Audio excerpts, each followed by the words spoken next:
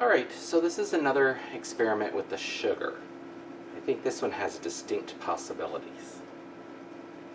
As always, 100% cotton t-shirt that's been soaked in soda ash for at least 20 minutes and then spun out in the washing machine until it's just damp. It's already been flipped inside out and I've marked the center line, so we're just going to flip this and I need to do a symmetrical pattern.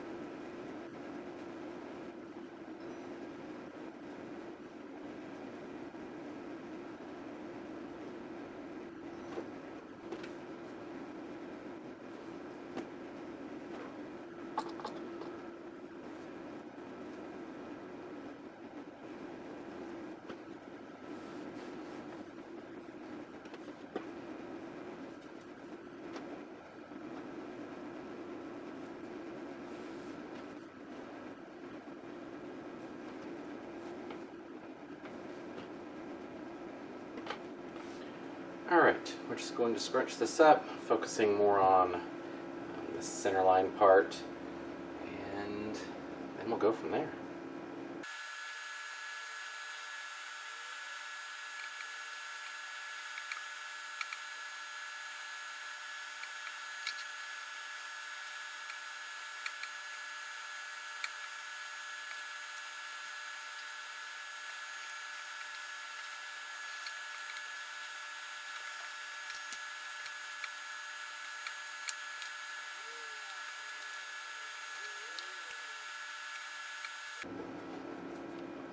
Alrighty, quick and easy. Now off for the most unusual dye. Alright, first I'm going to put some soda ash down at the very bottom. Anything making it through I want to set immediately. So, it's like a fine layer covering the bottom. And this is slightly smaller than this, so I'm going to squeeze that in there.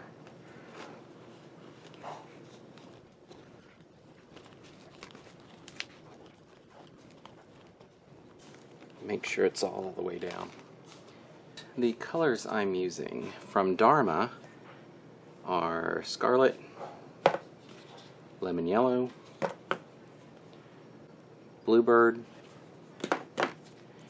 Deep Purple, and Bright Green. And then from Custom Colors, I am using Orange MX2R. So I've mixed that up as a very, very concentrated dye. As you can see, there's almost nothing down there at the bottom. I used 1 teaspoon of the dye to 2 tablespoons of water. For the sugar part, I'm using the sugar cubed dots. Just going to set a few down in here. I'm going to add the dye to the sugar cube, and then I'll place it around on this.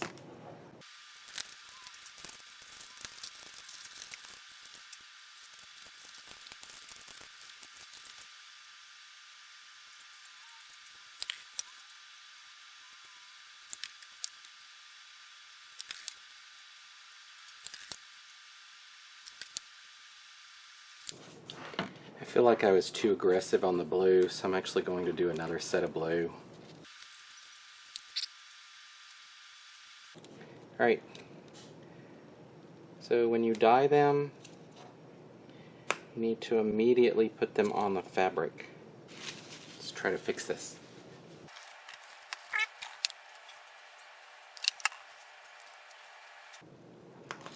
Let me see if I can put that in the frame. There we go. Sorry, a little rushed because of the boo-boo.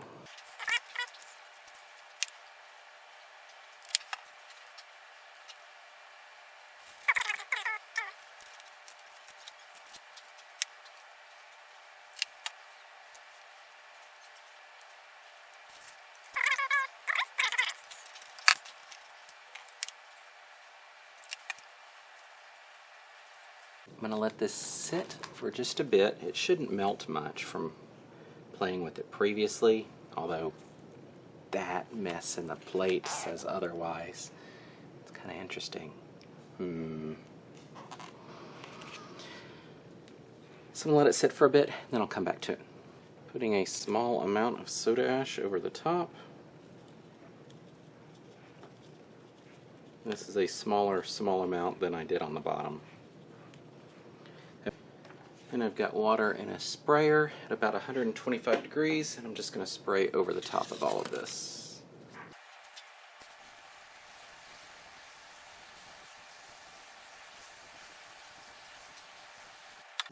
Let's add a bit more soda ash.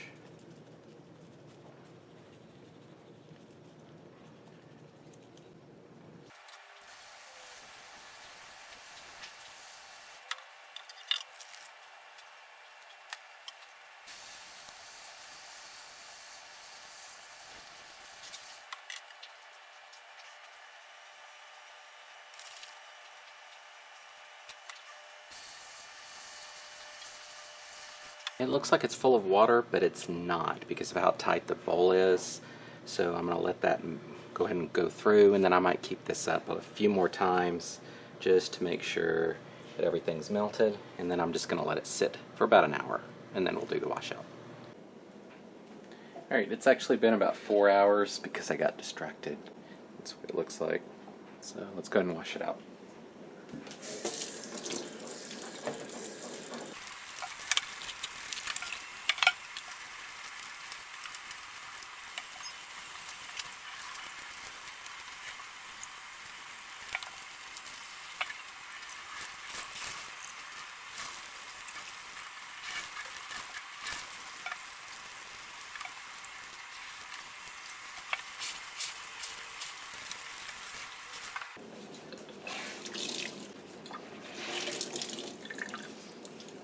Alright, let's take a quick look. And this is looking really cool. I'm going to go wash this. We'll see how it turns out. I apologize for the fan noise in the background. Here's the result. It's quite a bit lighter than it was during the washout. Move the table. There we go. Now, I was really happy with it before I stuck it in the washing machine, and it managed to strip quite a bit more out.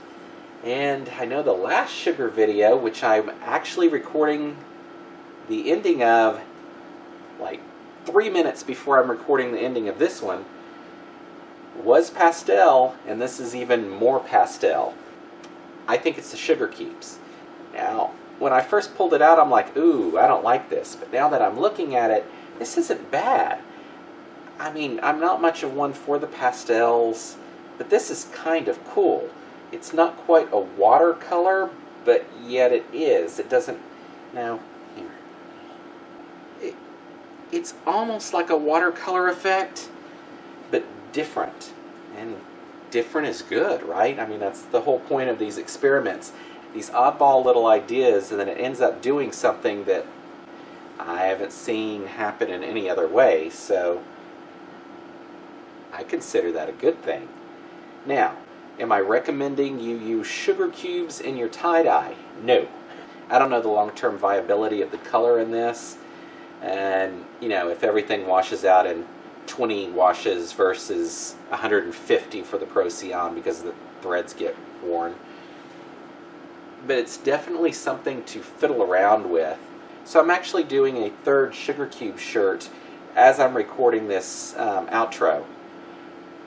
I think I'm just going to drop it in after this one because I don't see a reason to have another entire video of the same concept with the little sugar cubes all over. We'll see how that one turns out, since that one I'm using less water with. Alright, so here is the second version. This is cool. It's got a giant ant critter or some kind of face. I have to go ahead and throw that up there. It's really cool looking. Alright, anyway, back to the front. So this, compared to the first attempt of this, yeah, a little bit of a difference. Now, looking over it, the results I would say are basically the same. There's not as much of that feathering of the edge kind of thing, the watercolor look on this, but it is pretty close.